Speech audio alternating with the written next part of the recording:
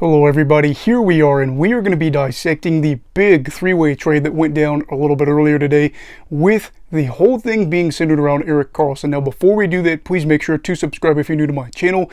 If not, no big deal. Now let's get into it.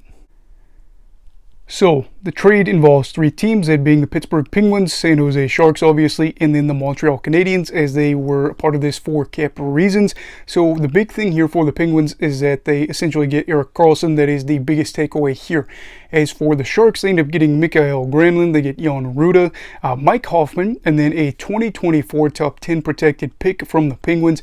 As for the Montreal Canadiens, they get Jeff Petrie, Casey DeSmith, some other things, as well as a 2025 second round pick. So what are my thoughts overall with all this? I think the biggest thing here is that Pittsburgh is the winner. You look at the fact that they are getting Karlsson, a guy that has just won the Norris Trophy for the third time in his career. Yes, there has been points in his career where he's battled some pretty severe injuries, but he is coming off of a 25-goal, 101-point season and looks to be the best offensive defenseman in the league in terms of goal scoring, maybe, but definitely in terms of getting points. He actually had a really hot stretch at the beginning of the year where he scored a ton of goals. Looked like he was on his way to possibly even scoring 30 goals. Regardless of the fact that he didn't hit that, he was the first defenseman in like 30 years to hit the 100-point mark, and is a guy that obviously is part of Pittsburgh's long-term plans. I kind of say long-term because it's more short-term in terms of the next 4 years, because that's what he has left on his deal, and is a big name for them to add as they look to really push their chips in the Dubas era too, for this group that they have with Crosby, Letang, Malkin, all these guys that they have already won 3 Stanley Cups. And they have been aggressive at points in recent years, but this feels like one of the more aggressive moves in recent memory because, well, they really just haven't been getting a lot of results, especially in the playoffs, missing the playoffs for the first time this past season, for the first time in like a decade and a half. So by getting Karlsson, it feels like a very aggressive move, and also a move that could help them in the short term try to win these Stanley Cups, as these guys that have been their core for so long are looking at the final phase of this career.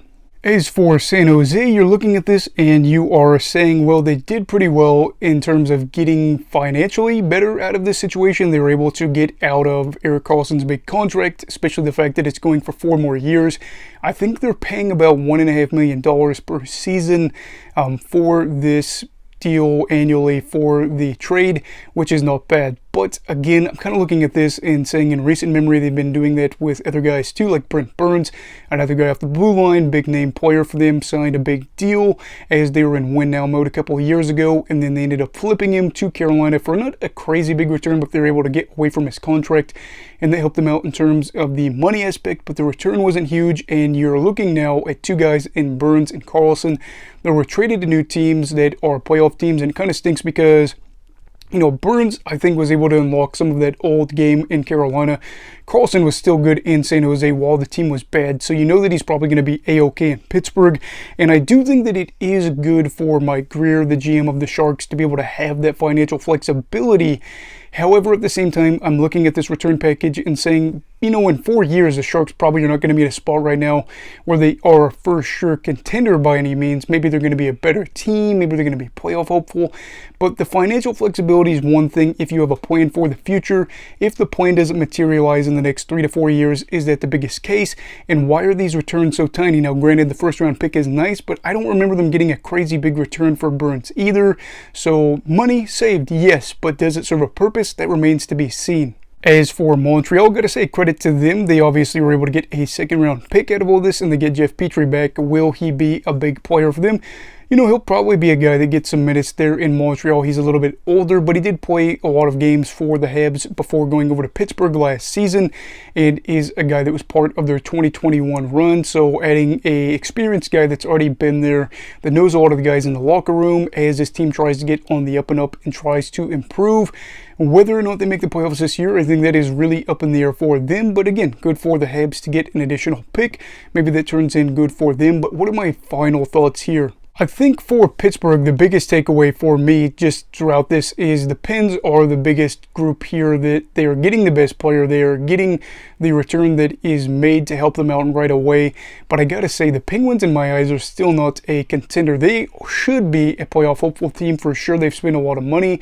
They have a lot of bigger names on this roster that you could say, well, they should be a team that makes it to playoff hockey. They should be in the tournament. They should have a chance to hoist Lord Stanley.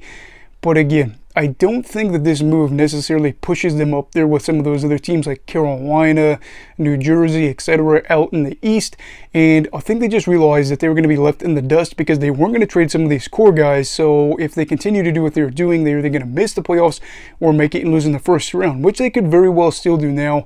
However, I will say for the Penguins, they should be a very exciting team. Offensively, this is going to be really fun. And for Karlsson, he gets to be on a good team after being on a bad San Jose team after he signed that extension.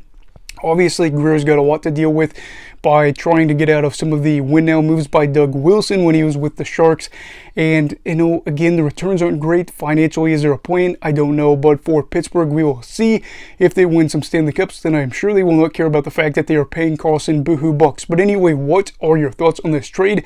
Who do you feel like did the worst out of the bunch? Probably, well, I'm not even going to go there, but anyway, leave your thoughts down below in the comments. Also, please make sure to like this video if you enjoyed it. Subscribe if you're new. Everybody stay safe, have a great night, and you go have hockey all right. Goodbye, Brigadiers and Brigadettes. This is your captain signing off. Have a great night.